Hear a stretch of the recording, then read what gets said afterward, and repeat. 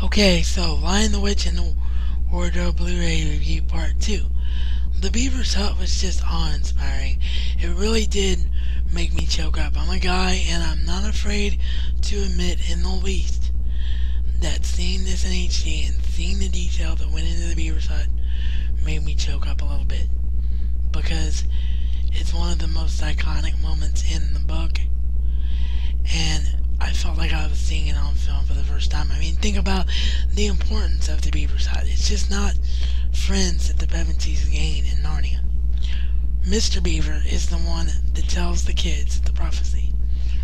When Adam's flesh and Adam's bone sit on Cara Paravel enthroned, the time of evil will be over and done.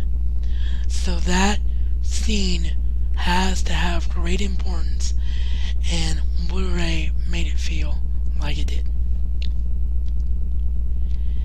Example number 4 I think I'm on that I can think of.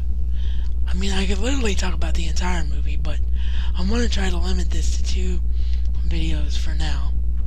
And then, depending on how well it goes, if people want me to do a part 3, I'll do a part 3. If people want me to go into Prince Caspian, sorry about the itchy nose, I will do a Blu-ray review on Prince Caspian and all my other Blu-rays. We're going to see how well this part 1 and part 2 goes first. But the next example that I can think of is the battle. The battle is something that isn't in the book. As we all know from reading Lewis's work, Lewis is basically the kind of writer that will just describe what is going on in a scene, and then he will allow you, the reader, in that imagination that I plugged in part 1 that we all as fantasy gurus have, to sort of create your own image and go from there and picture Narnia the way you want it to be. So the battles were mentioned, but they weren't really shown or described as to how they happened. So the final battle between Peter and the White Witch was one that I just sort of glossed over. I just said, oh, this is cool, when I watched it in the theater. And when I watched it on DVD, I was like, oh, this is cool, I'm glad they added this. But when I watched it on Blu-ray, I saw things in the battle that I had never, ever seen before. Mainly a phoenix flying over top just after the griffin flies down. And the phoenix burns up. I mean, that was awe-inspiring to see that in a full HD picture. It was something I didn't even notice before in standard def. That bird obviously has always been there, because this was the theatrical version, not even the extended version that was released on Blu-ray. But you know what? I didn't even miss those 7 minutes, because as this phoenix shows, I was seeing things I'd never seen before.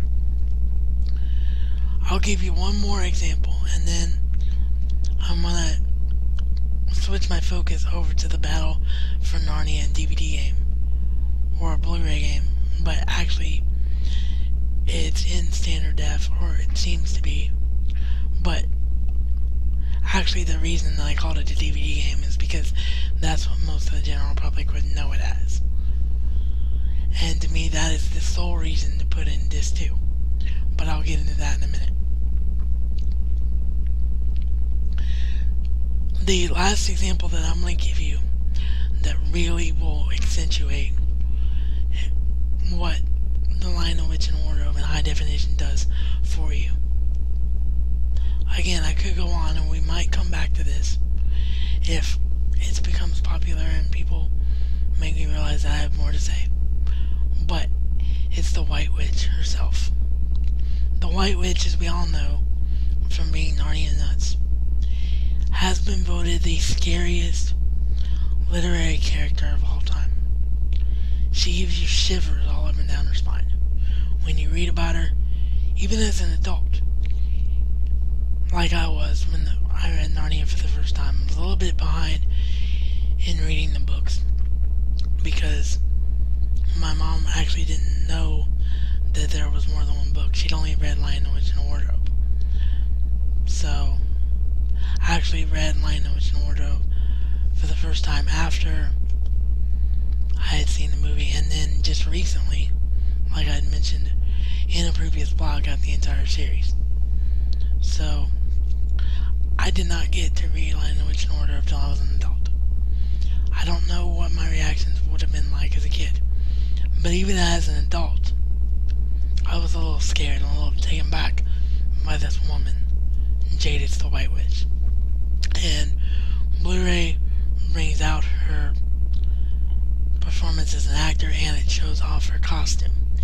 The idea that the costume starts off in full with her covered in ice and this menacing, powerful figure, and then it starts to wane a little bit with Edmund and Tumnus in the dungeon.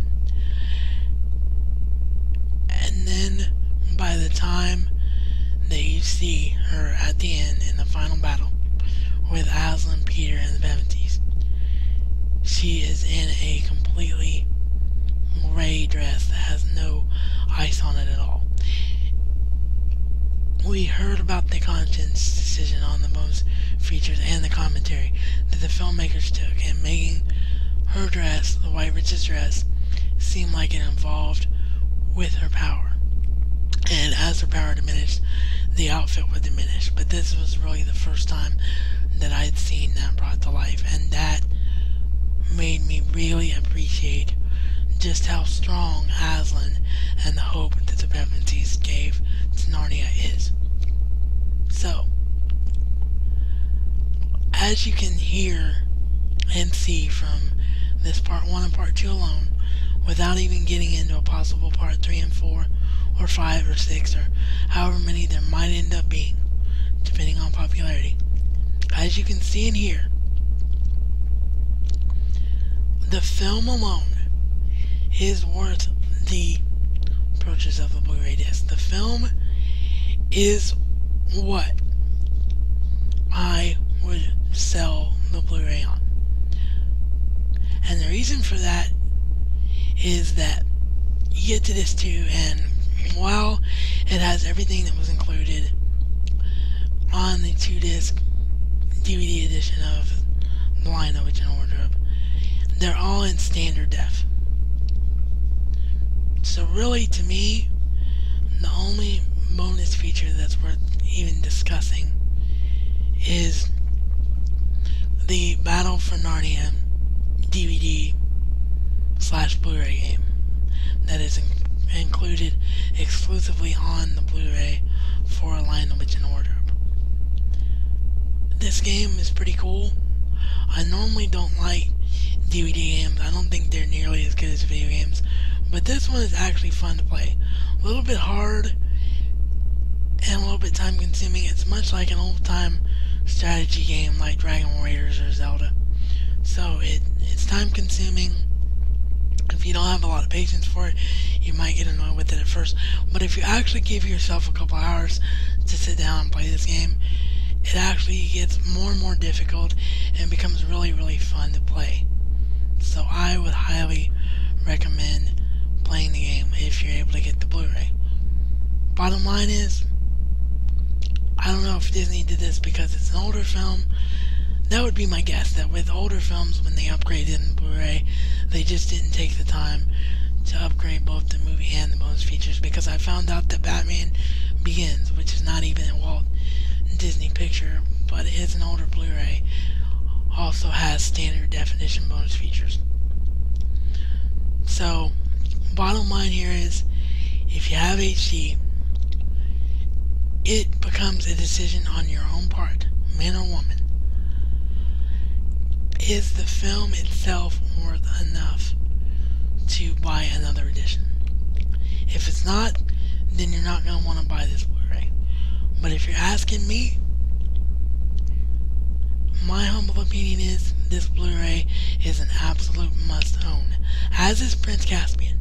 But Lion, the Witch, and the Wardrobe is a book that everybody loves. And this film adaptation was great.